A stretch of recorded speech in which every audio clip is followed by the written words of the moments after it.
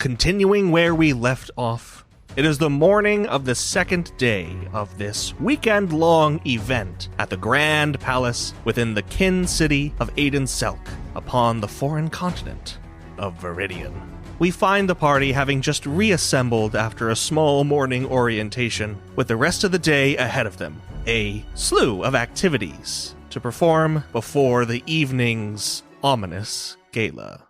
The door to Finn's room creaks open, following a long sequence of clicks and clacks as the locks come undone, and Finn holds the door open, motioning for Sirocco to leave.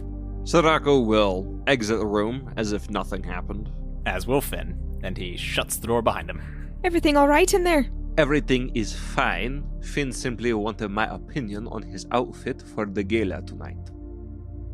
Right. Right. Kel and Brett, same wavelength. Yes, Kel and Brett are right here.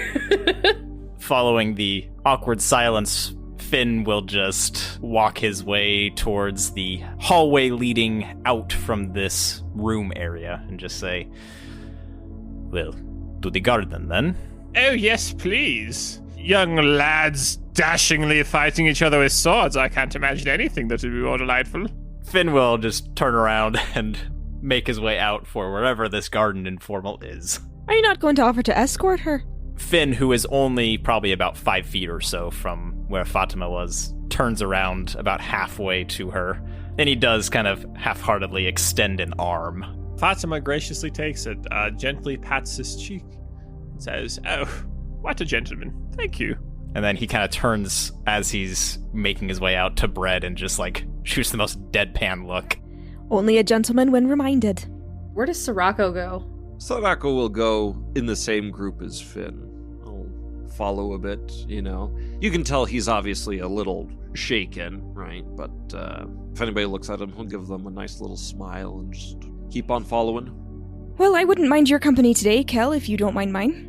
Yeah, sure, of course. Just, and Kel will turn and kind of look to where Arnor is presumably still sitting by himself. I would assume that Brett and Kel are maybe like a couple feet away. And I'll poke my thumb over at him, shrug my shoulders, and say, just give me like 10 minutes or something, I'll be out. Brett will nod and kind of give an expression like, best of luck, kind of like, I don't know how this is gonna go for you, and I hope it goes okay. And excuse himself. Kel will approach to where Arnor is and kind of very gently lay a hand on his shoulder and see if that gets his attention.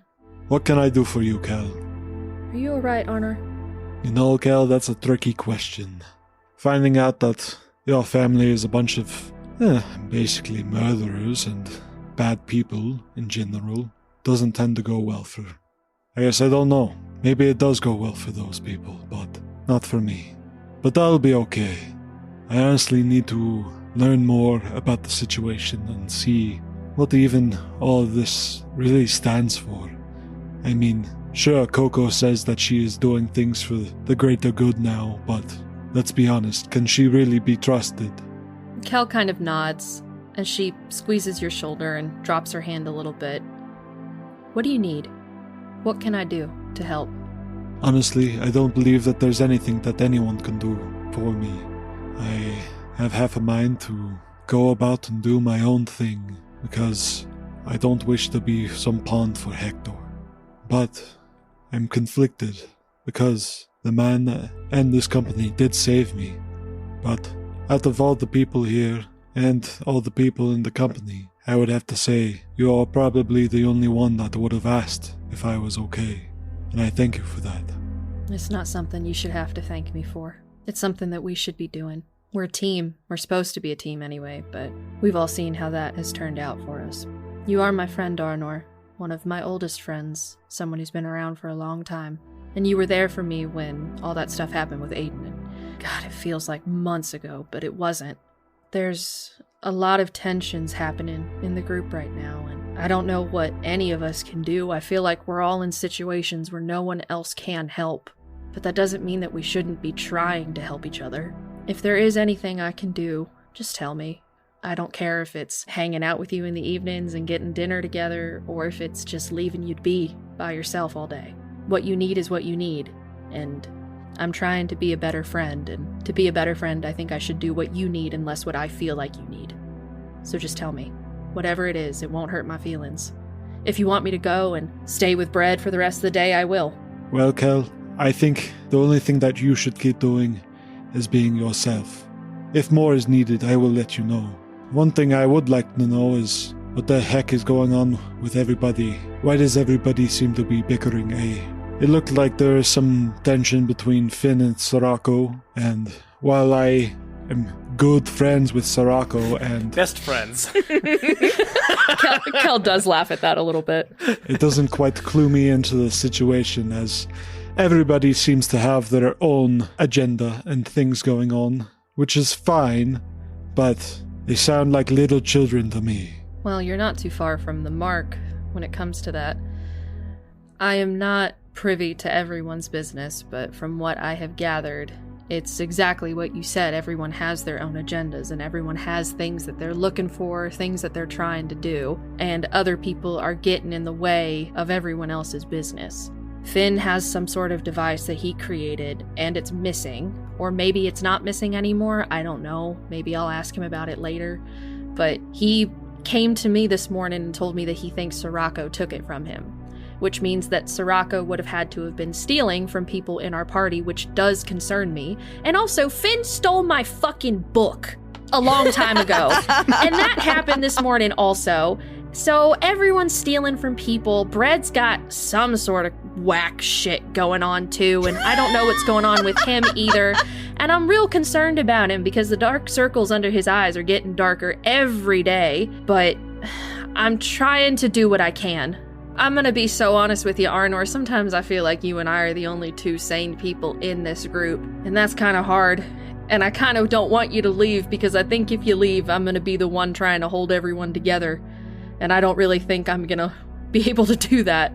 So I kind of need you to stick around just for me, but I get it. Trust me, I get it. People don't trust each other anymore, and it's making things hard. And we have a job to do, whatever that job may be. And maybe we have new jobs that we're supposed to do, and I don't know. People have ulterior motives, and I don't know what's gonna happen. But if I can try and be in good standings with everybody so that the knives in my back maybe aren't as sharp as others, I'm gonna try. And I think that's all I can do right now.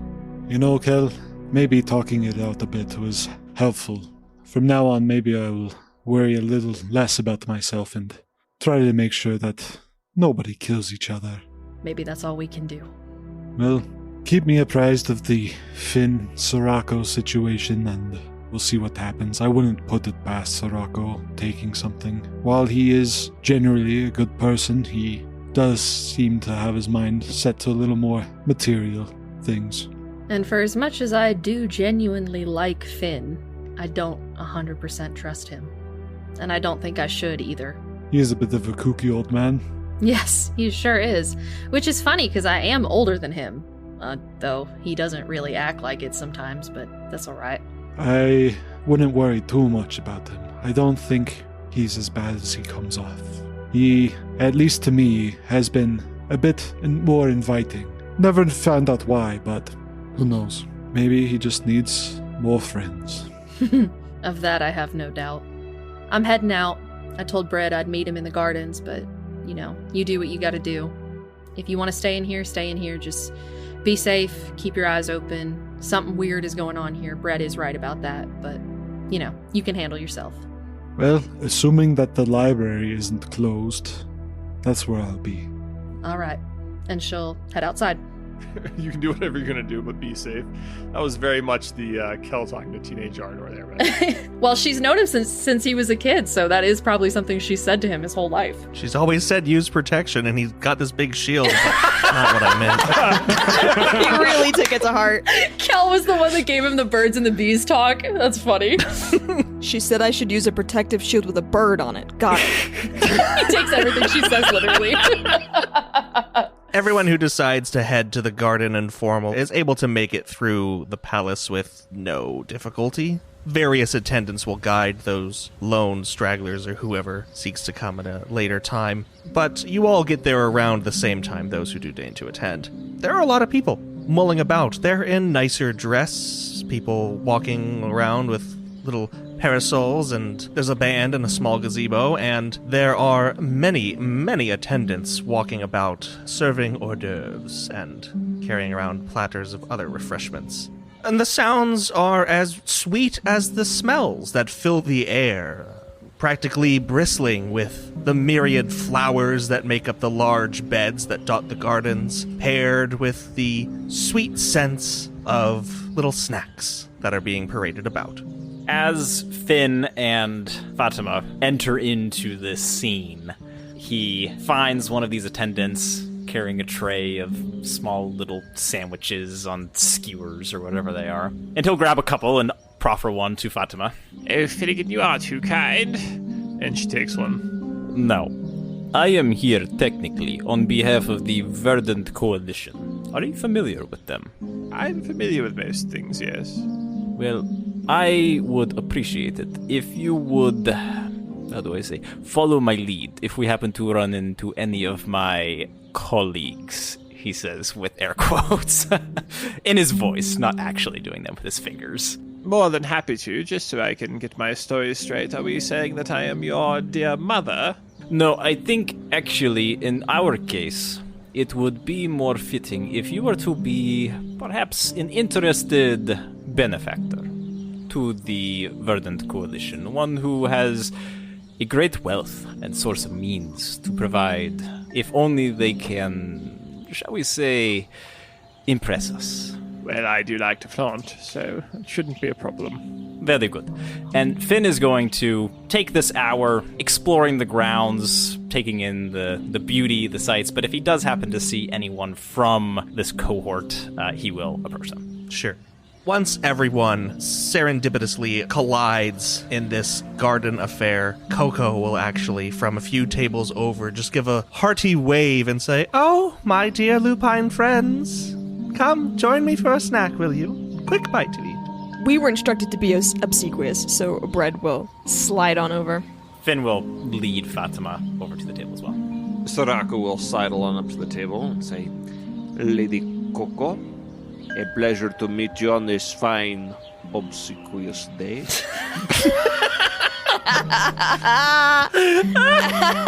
At that, she will give, this forced, overly cute laugh and just motion for the chairs around this table. And there is a man actually sitting beside her. He seems to be of a fellish sort. He's a little slim, but seems athletically built, tall, and as he's just playing with a small goatee on his face, he'll look at you all and flash a smile. "Well, hello there. Oh, I must introduce you all to my newfound friend, Karn Alros. Pleasure to make your acquaintance." "The pleasure is all ours, Sir Karn." You can have all the pleasure if you want it, Sorako. That's fine by me. Oh, please, leave some for us common folk. We'll take what we can get. Now, Lady Silkweather here was actually informing me that the lot of you are, how to put this, adventurers. The daring-do and sort. Is that true? Is that the word they're using nowadays, adventurers? Well, it's a little more palatable than, say, colonists and aggressors. I was thinking mercenaries, but you're not wrong. I think that falls into a self-same category. Wouldn't you agree? Depends on the colonizer. For sure. However, I always say, leave them smiling. That's my preference. Is there a point to you introducing us to this man, Coco, or are we free to go about to our business? There's a point to everything I do, Phineas. Whether you see it or not is entirely up to you, but you are free to gallivant as you will. I merely am here to make friends until the evening's events. Have a little fun. Yes. In that case, he is going to kind of make to leave the table with Fatima if she wants to. She doesn't have to, but he'll kind of extend his hand again to Fatima. Fatima is on for this out of nowhere date with Finn. She is feeling it. And she just turns to Coco and says, "Oh, Coco, it is always a pleasure. You're looking quite delightful this morning. Do eat up something. You look like you didn't sleep well." And then walks after Finn. And she'll just say, "Oh, Fatima, you're quite the performer yourself. Do break a leg or hip. Bye." "So, Sir Khan. Khan. Karn Alros, yes. Is what I say is hard for me. So, let's say that we do dabble in the daring do, as you say. Perhaps you have some interest in that because you have a favor to ask of us. Perhaps. That remains to be seen. I, you see, am a purveyor of, shall we say, upstanding values. This fine establishment, this party, of course, is filled with individuals that would debase themselves at the flip of a coin, should they wish. I would hope that even mercenaries, as you call yourselves, and he'll kind of give Bread the eyes, would employ a strict code of morals. I'm looking for people, you see, loyal to more than silver and gold. But of course, what is a man without his morals? If a man's word means nothing, then we are nothing. True indeed. For what separates us from the beasts of the field? Yes. I think you will find earning our loyalty perhaps is no small feat, but once it is earned, it is not easily forgotten. Indeed. Oh, is that so? Coco will just muse beside him. She appears to be getting bored, and as she'll take a drink, she'll actually just sniff a little and then stand and say, "If you don't mind me, I'm going to excuse myself of the philosophizing for the time being. I think there are more interesting pursuits to be had in this little garden here. Oh, I did want to say, though, this exhibition in an hour or so, a little under, I do hope you'll all attend. It sounds positively entertaining, doesn't it?" And her face will just, form into a hard line. We would not miss it for the world. Good. If you need to avail yourselves of me, I'll be around. And she'll skirt off. Karn will just look after her and say, "What an interesting individual, that one. The Sanguine. I've had few dealings with them, but they intrigue me all the more." And he'll turn back to the whoever remains at the table, which is just Bread, Kel, and Sirocco, right? Yeah, I think so. Might I ask the lot of you a question? We are open books. Perhaps yourself, but I prefer to hear everyone's opinions. I do not wish to intrude upon someone's sensibilities. And then he'll look to Kel and Bread. You can ask, but we may not answer. Sort of what I was thinking. As anyone's right would be. This is a fine setting, and I am no interrogator. Though I'd like to say I'm a deft hand at getting answers from people that answers are needed from, should the situation require it. Now, have you all heard tell of the beings that roamed this land before we were here? Not many have heard those tales. Oh, and mind you, I speak not only of Viridian, but the entire world. Eldera as a whole, I would dare say. Whether one finds themselves here in Viridian, back in Vernaros, or even Keldoros, there are tales you hear, things you might see, traces of civilizations past. A prehistory, I've heard it called. And what have you heard of them? Unfortunately, very little. But I think a virtue in all beings is that of curiosity, and I am a most curious sort. You see, I have it on good authority that there are those in the world today that wish for this remembrance to be wiped clean. That the world as we know it is all we know. And I dare say, how do we portend to carve a future when we can't even recognize our past? Are you an academic, sir? No, not nearly. I once studied, for a small period of time, in some of the annexes at the University at Mainstay. But I dare say I was more suited for the field work. I would not put myself nearly at the same level of the scholars that are housed there at that illustrious facility. I would much rather get my hands down in the dirt. Understandable. What exactly then is your interest in this prehistory? What do you intend to do if you figure it out? Well, this goes back to my original intent, the label that I put upon myself. A purveyor of upstanding values. I believe lost to this prehistory was a kind of, well, it's difficult to put it into words, compulsion a force, perhaps, that made others do as one wished. And that, he'll raise a finger, is a very dangerous notion, at least to me. For a tyrant with such a power would remain a tyrant indefinitely. So these values that you're purveying, what do people pay for them? Unfortunately, very little. They're much more inclined to pay for the jewels and bones and jars that I dig up. But I'd like to think that those same people pay for the stories. For that's what I'm truly interested in. Well, I don't know that any of us have prehistorical knowledge for you to share. Brett will kind of look at Kel and Sirocco as if to be like, you guys have anything to say to this weirdo? Kel kind of shrugs. I think that type of conversation is maybe better suited for the gentleman that was here that left earlier. He seems like he'd be the type to maybe have a little bit more of that type of knowledge, but as for myself, I have no clue. Ah, the bespectacled one. Yes, him. Perhaps at this evening's event I will try to seek him out. But no matter. If you are interested in such things, perhaps when you seek him out, you ask him about a boar hunt that he went on, and he may have a story for you. Brett's hand absolutely twitches again. Karn will get a twinkle in his eye and just smile and say, an interesting illusion. Though, with the nature of what Lady Silkweather was talking about, your adventures and all, and he'll also do air quotes, but not really, just in his way.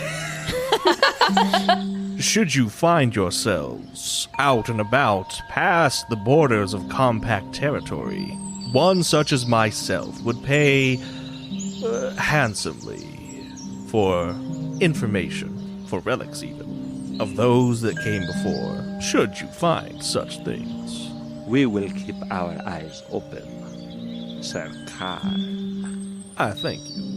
Now, I will not keep you all day, and he himself will stand, smoothing down the front of his jacket, giving a little bow, and then saying, holding up a finger to stop himself as he goes. Now, I would ask, seeing as you are all the sort of upstanding moral virtue, to not go, say, spreading around this little tidbit. You see, as I said, there are plenty, perhaps even here, that seek to quash this knowledge, keep it repressed. Keep it forgotten. Let's not have that, shall we? We know how to keep a secret, Brett will say and look directly at Sirocco. You just see Karn's eyes flip between Brett and Sirocco, and an even wider smile comes across his face. I don't doubt it at all. Farewell, and he'll walk away. As the three of us are sitting at the table, Kel kind of looks between Sirocco and Brett and just goes, what's the deal with the boar hunt? What does that have to do with anything? Kel, I be totally honest. My mind is occupied by the interaction I had with Finn this morning, and I had no idea what he was talking about. Sir Karn here. So I say something, tell him to talk to Finn, and he leave because I have no idea. The boar hunt is a boar hunt. I do not know. Finn probably does not even remember the boar hunt that we go on many, at least weeks ago. Do I have any indication that he's lying, like, straight to my face? It seems like he's just talking like he normally talks. Kel maybe isn't convinced, but it's a convincing lie. Right. Brett will look at Kel and give her the briefest glance of, like, there is more to the boar hunt. This is not the place to discuss it. I will tell you. But she doesn't Is say the, it. like- She gives it to her with a look. The classic You know, wall look. it's me, my characters, they're gonna be looking, okay? I think Kel having enough knowledge of the three of you went on that boar hunt together, which I think is why she's suspicious of it, and seeing that you're at least willing to say something, Kel will she'll let it go. She won't push Sirocco any further, but if Sirocco is looking at her, he will see the look between Brett and Kel then at that point, I would say. I think Sirocco does see the look, and then he just kind of raises his eyebrows briefly. I was like, okay. And he'll just kind of turn around and start watching some of the other people there, nosing about and doing his own thing. About a quarter to the hour, everyone that has decided to will sort of meet back up and then set off to take their requisite time to walk at a leisurely pace to where this fencing exhibition is being held. Coco will also just saddle up to the group and walk behind, making idle chit-chat. Arriving in this North Wing common hall, heading up to the 3rd floor, it's a very large room, like hard wooden floors, everything's been cleared off to the sides, there isn't any, standing furniture, but there are many displays of armor and weapons and such, and large chandeliers that hang from the ceiling. The air is filled with an almost rosy scent, like incense, nearly. Seems to be wafting off of a man in a large, puffy shirt and an extravagant-looking hat that stands near the end of the hall, next to an array of rapiers and fencing sabers. There are attendants galore along one side of the wall, ushering everyone into this hall. And as you all just fall into whatever spots you desire, this man will speak up, taking one of the sabers off the rack and stepping into the middle, and say, "Hello, I am Sir Anthony de Bercule of House Cullian in Montano. I am honored to be here today to show you the true meaning of the sword. First and foremost, do you have a volunteer?" Fatima holds up her hand. Fatima beats Sirocco to it. He'll look at you and say, "My dear sweet woman, though I do not doubt your previous experience with the blade, perhaps someone of a more limber disposition can join me in the ring." I will go as the ladies' champion. And he'll give a little smile to Fatima. Fatima blows him a kiss. "Very well, sir. Might I have your name?" I am Sirocco Castellan, the Bastillero of House Castellan of Tena. And he will take off his hat and give a big swooping bow. roll a formidable deception. I'm going to give you a setback. Wait, what? That's a lie! What? Has it been alive this whole time? I will flip a destiny point to upgrade one of my greens to a yellow. That is 1 failure and 3 threats. As you step into the ring and say this informal ring, I should say, it's just an area cleared out. This man will raise an eyebrow and say, A young house, perhaps. One of the youngest. Indubitably. Now, sir. and he'll take a saber and toss it to you. Catch! And Sirocco will snatch it out of the air. Not my weapon of choice, but it will do in a pinch. A Bastillero should equip himself with all means to defend the honor of his house, and especially, And he'll give a deep bow to Fatima. a lady. At this point, Finn turns to Fatima and he says, "Can you understand a word this man is saying?" I thought Sirocco was bad, but man, remind me to never visit Dela. She gently pats his arm and says, "Oh, shush. He's a delightful gentleman, and I'm loving the presentation." Now, might I demonstrate for a moment the correct posture of a Bastillero engaging in what we call gentle combat? Very well, sir. Demonstrate to me. He will take up this stance, 1 foot forward, 1 back, turned slightly to the side, his saber a little lifted in front of him, slightly askew, and then one hand held a little up and off to the side. Dare you copy me, sir? Mirror me. Sirocco will deftly position his feet the exact same, put up his sword, other hand raised in the air, mirroring him perfectly. This man will give a little chortle. Ho, ho, ho. My ladies and gentle people, please applaud. And a polite clapping will, arise from the crowd. Sirocco, Castellan, Bastillero of House Castellan, you said? Yes, is what I said. Interesting, indeed, for one to represent his own house as Bastillero. I pray this is a detour from the exhibition, but have you brothers, sisters? A brother, Indeed, and he heads your estate. for the time being. Then you have fallen into a most admirable role indeed.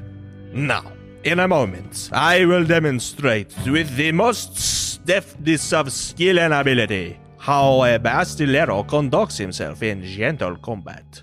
And I will strike Sirocco, not once, but twice. Once on the left shoulder, and another on the right. Are you prepared, good sir? Is this the sort of demonstration where I sit here and take it? Or would you like me to defend myself? Oh no, my good man. I would hope for the utmost defensive posture. A riposte, if you can even manage it. Very well. Then I will try my best. Wonderful. I look forward to seeing your efforts. And he will try to make a multi-attack on you. Just striking with the flat of the blade on each of your shoulders. Sarko's got 1 melee defense, so here we go. And I'm gonna flip a dark side point. 1 success and 4 advantage. He will, in a just flash, whip forward and smack Sirocco's left shoulder. And then he is going to try for your right. With 3 successes and 4 advantages, he will slap your other shoulder quite painfully, Sirocco, mind you. But in that moment where he decided to indulge himself of a pinch of sadism, he does leave himself pretty open for a riposte, if you desire. Oh, just shank him. You know what? I do desire. With an appropriate amount of pomp and flair, you know what? I will do my thing as well. You'll have 2 setbacks, and I'm going to upgrade with a dark side point. 3 success and 3 advantage. Where do you want to hit him? And how?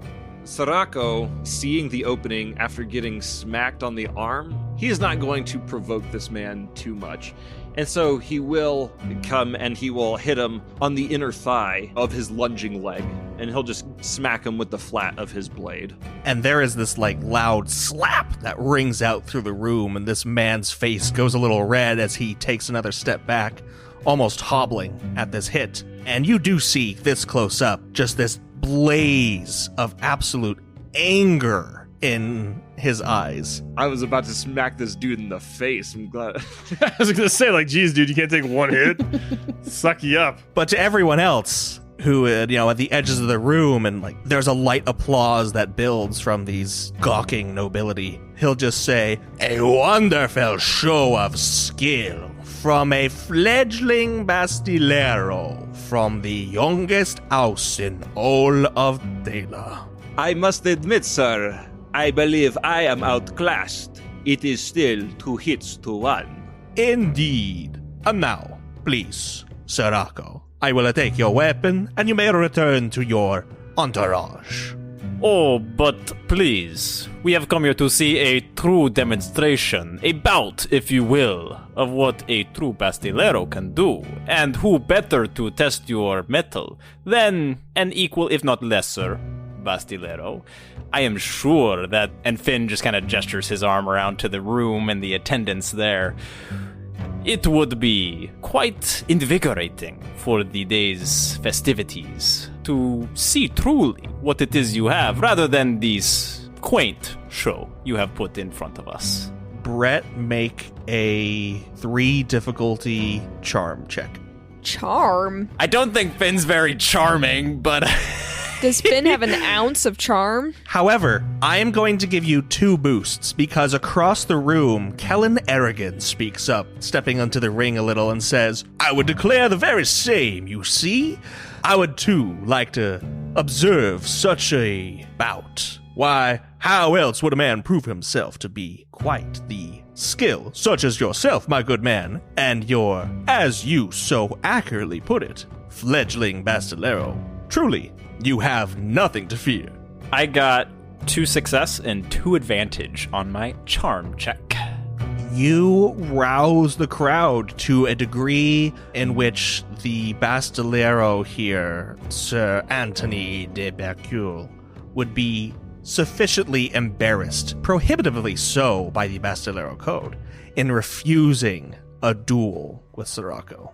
And Sirocco, you know the same. This man then will steel himself, this fire in his eyes dimming a little as he looks at Sirocco with a more deadly intent, and says, Very well. If it is blood you wish to see spilled upon the floors of this palatial affair, it is blood you will get.